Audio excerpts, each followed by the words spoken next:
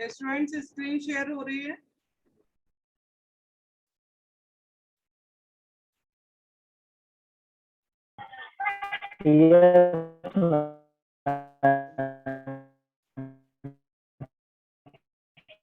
विवेक screen show हो रही है आपको? Yes ma'am. Okay, so students, next start ozone depletion. So before going to depletion, first of all, what is ozone? Okay, so ozone is the molecule formed by the combination of the three atoms of the oxygen, means O3. So ozone is a molecule containing three atoms of oxygen, and this ozone is very rare in our atmosphere, averaging about 3 molecules of ozone for every 10 millions air molecule. Means air is present in the excess amount, and ozone is very rare. You can clear it by the line that is 3 molecules of ozone for every 10 millions air molecules. Means इतनी air है, उसमें ozone कितनी है? सिर्फ 3 molecules. तो कितनी, ये क्या होगी? बहुत प्रिसाइज अमाउंट में प्रेजेंट है, बहुत प्रीसियस है ओजोन. प्रीसियस क्यों है? Because it has the capacity to absorb the UV radiation. UV radiation को एब्जॉर्ब करता है and save us from the harmful effect of the UV radiation. If we come into the direct contact of the UV radiation, then the skin cancer will be the effect of this UV radiation. Skin cancer इतना ज्यादा हो जाएगा जहां पर UV radiation ज्यादा है, या कहीं जहां पर की ओजोन लेयर थिन है, वहां पर स्किन कैंसर की प्रोबेबिलिटी ज्यादा है, क्योंकि वहां पर स्किन जो है डायरेक्ट कांटेक्ट में आ रही है यूवी रेडिएशन के. So ozone play a vital role in the atmosphere because it shields the earth from the harmful UV radiation that comes from the sun. ठीक है, तो ये एक तरह से क्या करता है? एक कवरिंग लेयर का. एटमॉस्फेयर ओवरऑल क्या है? जैसे मैंने आपको बताया था, एटमॉस्फेयर है ब्लैंकेट ऑफ द गैसेस. तो ब्लैंकेट ऑफ गैसेस में ozone is a molecule. Ozone protect the earth from the harmful radiation of the UV which comes from the sun. How ozone forms in the atmosphere? Ozone is formed by the continuous or the chain process, like oxygen in the presence of the sunlight dissociate into the two atoms of the oxygen, O plus O. ठीक है, ये होता है near about 240 nm पर reaction. अब ये जो atomic oxygen है, ये मॉलिक्यूलर ऑक्सीजन के साथ में कंबाइन होके ओजोन मॉलिक्यूल बनाएगा. फिर क्या होगा? ये ओजोन मॉलिक्यूल फिर से सनलाइट की प्रेजेंस में ऑक्सीजन और एटॉमिक ऑक्सीजन में डिवाइड हो जाएगा. फिर ये जो एटॉमिक ऑक्सीजन है फिर से ओजोन के साथ कंबाइन होके ऑक्सीजन मॉलिक्यूल बनाएगा. तो ये जो फोर्थ रिएक्शन है, फिर से ये फर्स्ट स्टार्ट हो जाएगा. ऑक्सीजन फिर से डिसोसिएट होके दो एटम बनाएगा ऑक्सीजन के. तो ये क्या है? ये चेन रिएक्शन है जो कि कॉन्टिन्यूअस चलता रहेगा. मींस ओजोन क्या हो रहा है? फॉर्मेशन हो रही है और डिस्ट्रक्शन हो रहा है. कॉन्टिन्यूअसली ये प्रोसेस चल रहा है फॉर्मेशन एंड डिस्ट्रक्शन का. So these reactions means these reactions absorb UV radiation and stops them from reaching to the earth surface. ठीक है, ये रिएक्शन क्या कर रहा है? क्योंकि फॉर्म कर रहा है फिर डिस्ट्रक्ट कर रहा है, तो ये कॉन्टिन्यूअस प्रोसेस चल रहा है. तो ये डायरेक्ट कांटेक्ट को प्रोटेक्ट करता है. मींस डायरेक्ट जो रेडिएशन, यूवी रेडिएशन अर्थ को हिट नहीं करेंगे. These reactions of ozone formation और destruction, इसको combinedly कहते हैं चैपमैन रिएक्शन. तो ये जो चैपमैन रिएक्शन है नेचुरली ये बैलेंस्ड फॉर्म में चलता है।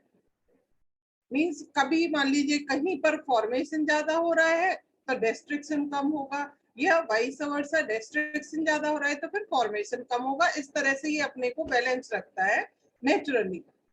लेकिन पॉल्यूशन की वजह से क्या हो रहा है, क्लोरोफ्लोरोकार्बन्स की कंसंट्रेशन बढ़ रही है। तो क्लोरोफ्लोरोकार्बन्स जो होते हैं, these chlorofluorocarbon imbalance this Chapman reaction. उससे क्या हो रहा है, ओजोन जो है डिस्ट्रिक्शन ज्यादा हो रहा है और फॉर्मेशन कम हो रहा है। तो जो ओवरऑल कंसंट्रेशन है स्ट्रेटोस्फीयर में ओजोन की, वो कंप्लीटली डिस्टर्ब हो रही है।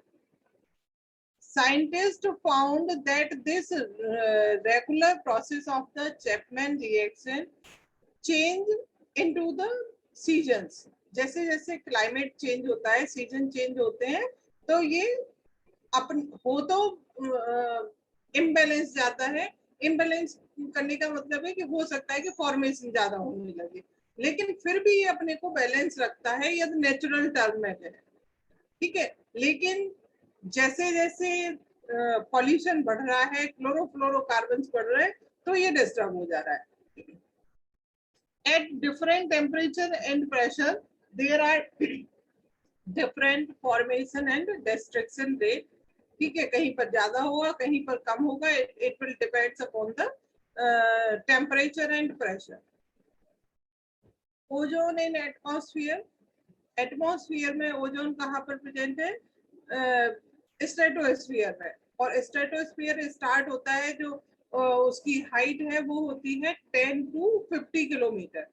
अप टू 10 होता है ट्रोपोस्फीयर, और ट्रोपोस्फीयर की जो बाउंड्री है वो क्या हो गया, ट्रोपोपॉज। और ट्रोपोपॉज के बाद होता है स्ट्रेटोस्फीयर, और स्ट्रेटोस्फीयर में भी जो नीचे वाला पार्ट है उसको कहते हैं ओजोन लेयर। तो मींस जो ओजोन है वो स्ट्रेटोस्फीयर में लोअर साइड में प्रेजेंट रहता है, इसलिए उसको कहेंगे ozone layer. Ozone layer is mainly present in the stratosphere, but in some amounts it is also present in the different layer. 90% जो ओजोन है वो mainly ओजोन लेयर में ही प्रेजेंट होती है, मींस स्ट्रेटोस्फीयर में। जो ओजोन लेयर है वो सबसे पहले 1913 में डिस्कवर की गई थी। फ्रेंच फिजिस्ट थे फेवरी एंड बुशन, उन्होंने इसको डिस्कवर किया था, और उन्होंने बताया कि ये जो है हार्मफुल रेडिएशन को अर्थ तक पहुंचने से रोकती है। Ozone layer refers to a region of Earth's stratosphere that absorb most of the sun UV radiation. Like this, this is the Earth. अर्थ में 0 to 10 किलोमीटर हो गया ट्रोपोस्फीयर। ये ट्रोपोपॉज हो गया। ये आपको बताया था मैंने कि हर एक स्फीयर के बाद जो मींस उसकी बाउंड्री है जहां से कि दूसरा स्फीयर स्टार्ट हो रहा है, उसको पॉज से टर्म करते हैं, पॉज बोलते हैं उसको। तो जैसे ट्रोपोस्फीयर है तो ये ट्रोपोपॉज हो गया। ट्रोपोपॉज से जस्ट ऊपर जो लेयर है that is the ozone layer, ठीक है। ओवरऑल स्ट्रेटोस्फीयर है 10 to 50 किलोमीटर, उसमें जो नीचे वाला पार्ट है उसको कहेंगे ओजोन लेयर। मेन कंसंट्रेशन यहाँ लोअर पार्ट में होती है। What is UV radiation? UV radiation है इलेक्ट्रोमैग्नेटिक रेडिएशन है, और इसकी जो रेंज है वो होती है 100 नैनोमीटर से 400 nanometre. So according to the range, these UV radiation can be divided into three parts. One is the UVA, UVB and UVC. UVA जो होता है वो हार्मफुल नहीं होता है as compared to UVB, and UVB is less harmful as compared to the UVC. So we can say that the UVC is more harmful, means UVC is the region which is get absorbed by the ozone layer, ठीक है। जो UVA है वो होता है 315 to 400 nanometre तक।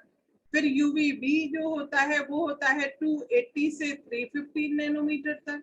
और सबसे लोअर जो है वो है UVC, that is from 200 to 280 nanometre.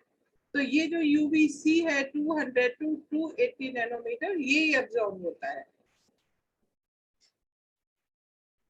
Role of ozone layer, absorption of the UV radiation, maintain the temperature of the earth so we can survive on the earth. If this UV radiation will not maintain the temperature, UV radiation को कौन absorb कर रहा है? Ozone layer. ये तो या तो radiation पास होके अर्थ तक नहीं आ पाएंगे या फिर ज्यादा आएंगे। तो जो इम्बैलेंस होगा वो दोनों ही कंडीशन में हार्मफुल होगा। Without the filtering action of the ozone layer, more of the sun's UV radiation would penetrate the atmosphere and would reach the Earth's surface. Means यदि ओजोन लेयर उसको होल्ड नहीं कर पा रही है तो वो डायरेक्ट क्या करेगा? पेनिट्रेट करेगा ओजोन लेयर को और अर्थ से वो सीधे सरफेस पर आ जाएगा, मीन्स अर्थ को हिट करने लगेगा। So the harmful effects of the excessive exposure to UV radiation, and it will cause to crops, means plants, animals, as well as on the human, will show the adverse effect. Means all the biodiversity will get affected by the higher concentration of the UV, means more exposure to the UV radiation. The main thinning of the ozone layer is taking place above the Antarctic region. जो Antarctic region है वहां पर overall जो depletion है वहां पर ज्यादा हो रहा है एंटार्क्टिक में, और ये मेनली होता है स्प्रिंग सीजन में। सितंबर टू नवंबर जो स्प्रिंग सीजन है उस टाइम पर ज्यादा डिप्लीशन होता है, और डिप्लीट होके वहां पर इतनी थिनिंग हो गई है ओजोन लेयर की कि it looks like a hole, उसको कहते हैं ओजोन होल। ठीक है, तो ओजोन होल जो है वो क्यों बन रहा है वहां पर? Because of the depletion of the column ozone. जो ओजोन है उसका ओवरऑल कंसंट्रेशन वो इतना ज्यादा डिप्लीट हो गया है कि वो होल बन गया है। इसकी वजह से वहां पर थिनिंग और होल फील होता है। जो ओजोन होल है, ओजोन होल यदि नेचुरल डैमेज हो रहा हो तब वहां पर होल नहीं बनेगा, लेकिन नेचुरल से भी ज्यादा मीन्स जो हार्मफुल रेज है वो ज्यादा कंसंट्रेशन में वहां पर हिट कर रही हैं, और उसका जो रीजन है वो तो हमेशा से ही ऐसा है, लेकिन अब ही क्यों बन रहा है ये ओजोन होल? ओजोन होल इसलिए बन रहा है बिकॉज टेक्नोलॉजी डेवलप हुई है, क्लोरोफ्लोरोकार्बन्स का एमिशन ज्यादा हो रहा है, इसकी वजह से thinning of ozone layer is taking place, और उसकी वजह से वहां पर ओजोन होल बन रहा है।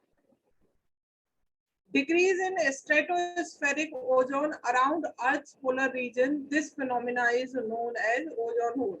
Means जहाँ पर concentration जो stratospheric region है जहाँ पर ओजोन की concentration decrease हो जा रही है, layer is thinning very fast, तो उसको कहते हैं ओजोन होल। ये देखिए ये है, ये पर्पल कलर का ये जो आपको दिख रहा है ये ओजोन होल है। ऐसा एंटार्क्टिक रीजन के ऊपर दिखता है, ये दिख रहा है आप सभी को? रसूल,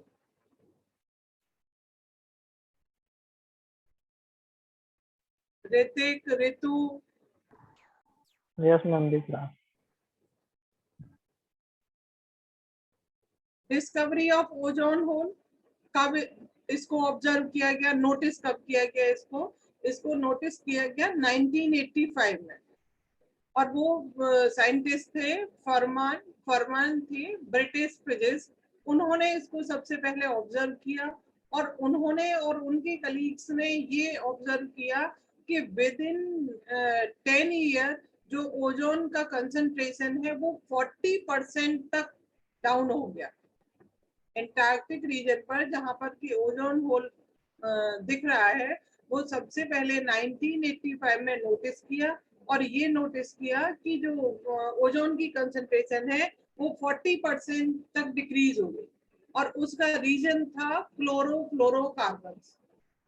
क्लोरोफ्लोरोकार्बन्स जो होते हैं उनमें क्या होता है? क्लोरीन होता है, क्लोरीन का single atom means free chlorine का single atom when entered into the stratospheric region, तो वो क्या करता है, ईयर टू ईयर मींस सालों साल वो ओजोन को डिप्लीट करता रहता है। आप लोगों को याद हो तो मैंने जब ये एटमॉस्फेयर का स्ट्रक्चर बताया था, तो उसमें बताया था कि जो स्ट्रेटोस्फीयर है वहां पर वाइब्रेशंस नहीं है, एयर में फ्लक्चुएशन नहीं है, तो एक बार जब एंटर कर जाएगा तो वो कॉन्टिन्यूसली डिप्लीट करता रहेगा। That is the reason of the ozone depletion by a single atom of the chlorine. Why ozone hole is only formed over Antarctic region? और जगह क्यों नहीं बन रहा है? तो वहां का जो क्लाइमेट है that is responsible for this ozone hole formation. Climate जैसे जो पोलर वर्टेक्स है, पोलर वर्टेक्स होता है, जैसे कहते हैं कि जब विंड का प्रेशर ज्यादा होता है तो इस तरह से आप लोगों ने जैसे देखा हो कि जब तेज हवा चलती है तो एकदम डस्ट का इस तरह से सर्कल सा फॉर्म हो जाता है, उसको कहेंगे वर्टेक्स। तो इन ये पोलर रीजन है, इनके ऊपर वर्टेक्स जो फॉर्म होता है that is responsible for the ozone hole formation. Next is the stratospheric clouds. Stratospheric clouds होते हैं जब वहां पर टेम्परेचर नॉर्मल से भी डाउन हो जाता है। एंटार्क्टिक रीजन जो है वो ऑलरेडी इतना कूल रहता है वहां का एटमॉस्फेयर, पर जब और ज्यादा कूल हो जाता है वो होता है स्प्रिंग सीजन। तो स्प्रिंग सीजन में वहां पर स्ट्रेटोस्फेरिक क्लाउड्स की फॉर्मेशन होती है, जिसकी वजह से ओजोन होल उस टाइम पर ज्यादा बनता है। Third point is the active chlorine. Active chlorine कहाँ से आ रही है? क्लोरोफ्लोरोकार्बन से। तो एक क्लोरीन से ही थाउजेंड और millions of the ozone molecules get depleted. Polar vortex clear हो गया, पोलर वर्टेक्स हो गया, जो विंड का सर्कल फॉर्म हो जाता है और वो इस तरह से फॉर्म होता है कि वो उस रीजन को वर्ल्ड के अदर रीजन से सेपरेट करता है। That is the polar vertex. Stratospheric clouds spring season में फॉर्म होगा।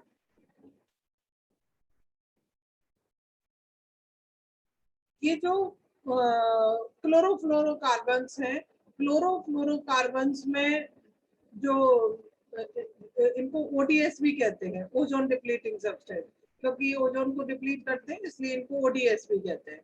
तो ये जो ओडीएस है इनका सिंगल हेलोजन, मेनली क्लोरीन, पर ब्रोमीन भी हो सकता है, अदर भी हो सकते हैं। तो ये इतना ज्यादा डिप्लीशन करने लगते हैं कि 1% per day will be depleted during the season of spring. ठीक है, स्प्रिंग सीजन में इतना ज्यादा डिस्ट्रक्शन होने लगता है और उसकी वजह से ओजोन होल की फॉर्मेशन होती है।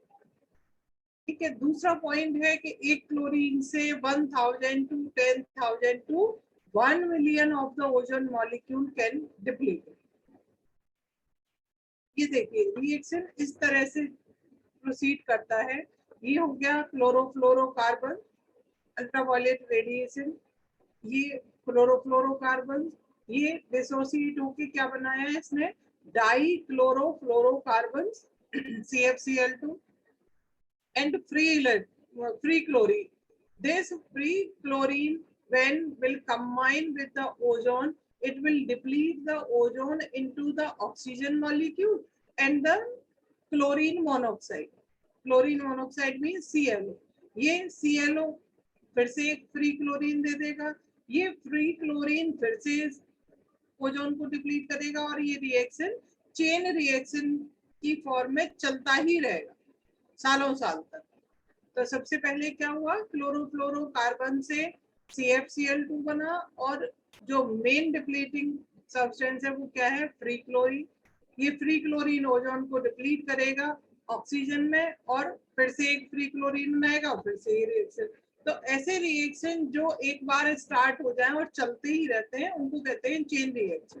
तो depletion of ozone is a chain reaction. The concentration of ozone can be measured in the unit Dobson. Dobson unit कहते हैं, ओजोन की कंसेंट्रेशन है वो होती है 300 डब्सन यूनिट। और जहां पर ओजोन होल बन जाता है या जहां पर थिनिंग हो जाती है ओजोन लेयर की, तो जो ओजोन वो 200 टू 220 डब्सन यूनिट तक आ जाती है। मींस इतना यदि डिप्लीशन हो रहा है कंसेंट्रेशन में, तो उसको कहेंगे ozone hole formation.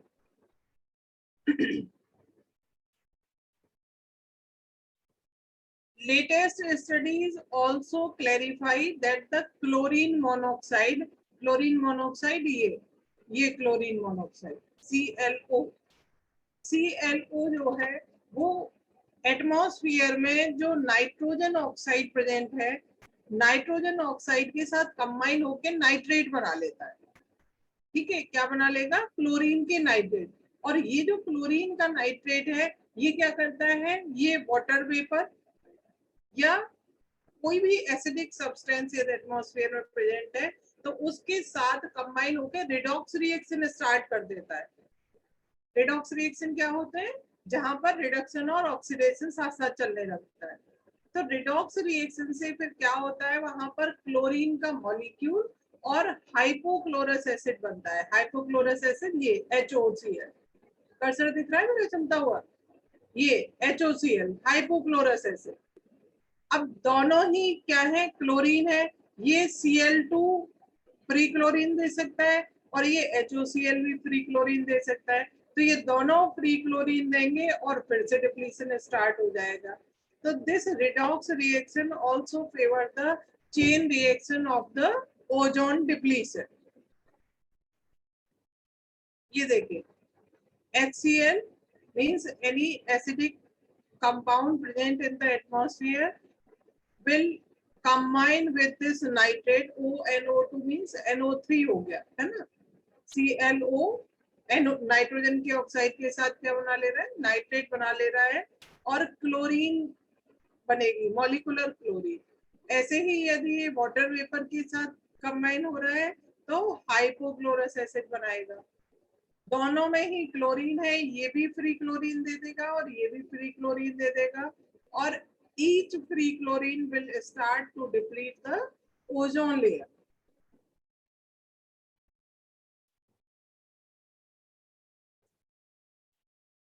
Next is the remedial measures, means कैसे इसको कंट्रोल करें। तो इसके लिए लॉ बनाया गया जिसको कहा गया Montreal protocol.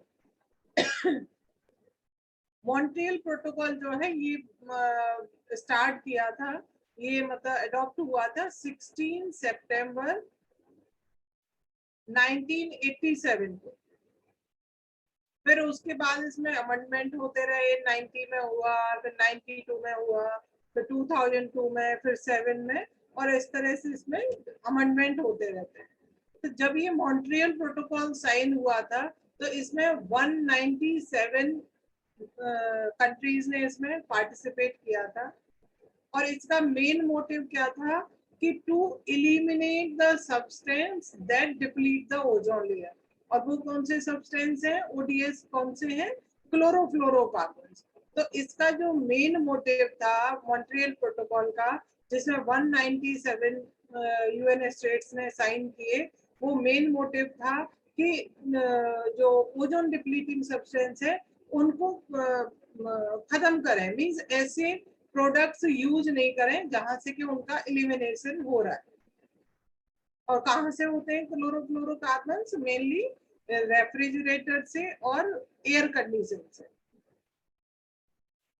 Next is the multilateral fund. Multilateral fund क्या है? मल्टीलेटरल फंड मॉन्ट्रियल प्रोटोकॉल को फॉलो करने के लिए फंड अराइज किया गया और इसको एस्टेब्लिश किया गया था 1991 में अंडर आर्टिकल 10।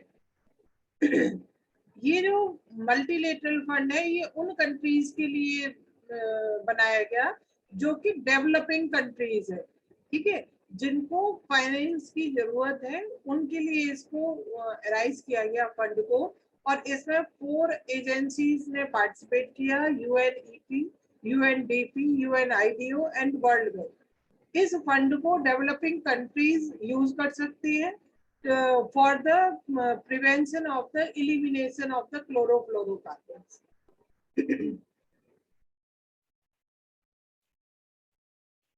मॉन्ट्रियल अमेंडमेंट, जो अमेंडमेंट हुए हैं उसको कहते हैं phase out of the HCFCs। HCFCs होते हैं हाइड्रोक्लोरोफ्लोरोकार्बन्स। हाइड्रोक्लोरोफ्लोरोकार्बन्स जो होते हैं वो क्लोरोफ्लोरोकार्बन से कंपैरेटिवली लेस हार्मफुल होते हैं, लेकिन फिर भी इनमें भी क्लोरीन तो प्रोड्यूस होगा। तो चाहे कंपैरेटिवली लेस हार्मफुल है, लेकिन क्लोरीन प्रोड्यूस होने की वजह से ये भी डिप्लीट करेंगे। तो जो अमेंडमेंट हुआ मॉन्ट्रियल प्रोटोकॉल में वो ये हुआ कि इनको भी फेज आउट करिए, मतलब HFCs भी प्रोड्यूस नहीं होने चाहिए। और ये अमेंडमेंट हुआ था 2007 में।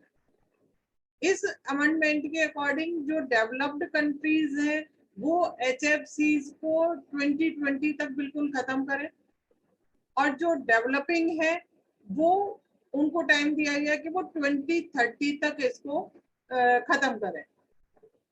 तो ये इसमें मॉन्ट्रियल प्रोटोकॉल में अमेंडमेंट किए गए।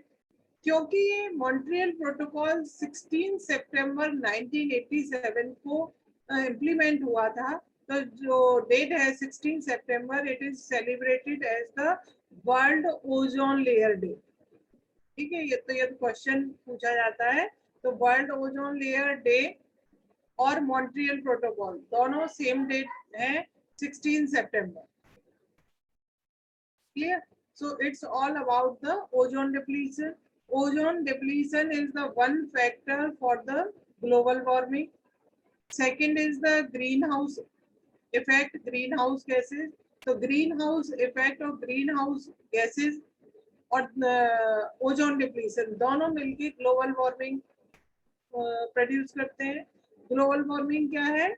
जो ग्लोबली टेम्परेचर में चेंज हो रहा है, जो सीजन्स में एक्सट्रीम जो हो रहे हैं, या तो बहुत ज्यादा ठंड हो रही है या बहुत ज्यादा गर्मी हो रही है या फ्लड आ जाते हैं, तो उसके लिए रेस्पॉन्सिबल है ozone depletion and green house gases.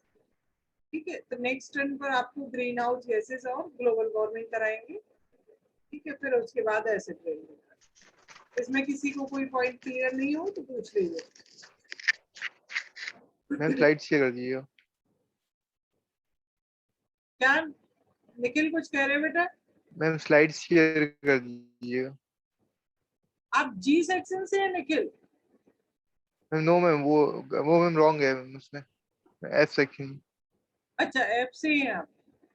Yes ma'am, वो रॉन्ग नेम है हाँ, मैम, वो नाम गलत है मैम उसमें। नाम गलत है? मैम ठीक वो है, जी सेक्शन मैं लिखा आपको हुआ है मैम। जी लिखा हुआ है जी। ओके, आगे। ठीक है, मैं शेयर कर दूंगी। मैंने आपको पॉल्यूशन वाली स्लाइड्स तो शेयर कर दी है, सॉलिड वेस्ट की, और इस टॉपिक को कंप्लीट होते ही इसे भी शेयर कर दूंगी। तो डाउनलोड कर लें, उनको पढ़ लें, है ना? नोट्स आपके बुक्ड हैं, बस आपको पढ़ने हैं। और कोई पॉइंट जो समझ में नहीं आए वो यहाँ पूछ लीजिए। Ompal clear sir?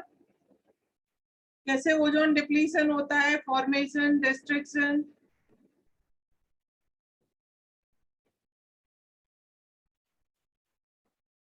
एक बार इनको लिख के देख लेना रिएक्शंस को, है ना?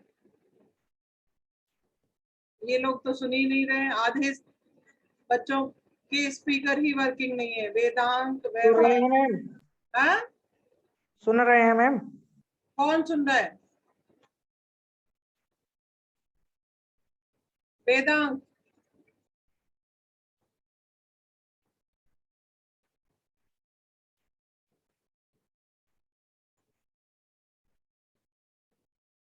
वेदांत है क्लास में? वेदांत, वैभव, श्रुति, शिवम, सत्यम, प्राशु,